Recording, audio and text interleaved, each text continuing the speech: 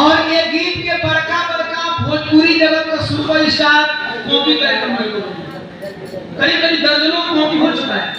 अब इस साल पूरा बनावा तो खैनी का डुप्लीकेट बदल ये आप लोगों ने दुलार दिया अपने बच्चे को और ये स्नेह बना कर रखिए तो बस यही चाहिए, इससे ज्यादा मुझे नहीं चाहिए। शिल्पी को हाथ है अरे छोड़ी जाओ ना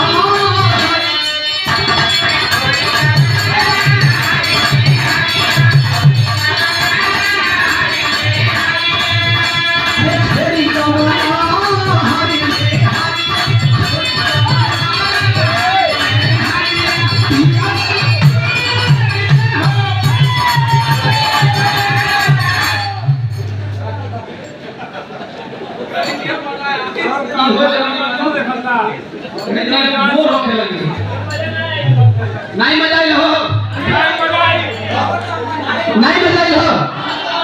जोर से बोलो लोग तब सुनो। हम माइक लगाने वाली हमारा आवाज तुम लोग जा सकते लेकिन जब तुम लोग चिल्लाइबा ना तब हम सुनी ना पाई।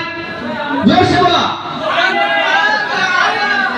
ए मानो ऐसे सुनो लोग हिलावला से तुम लोग के मजा आता। हम रात भर में केवल एक बार हिलाते हैं दूसरा बार हिलबो ना करी पहलवानी ताम मंदिर में तुरंत भरिला से उठिया जेबो अब हिलाला बना गिराला मा नहीं मैं को पछा कर ई हिले वाला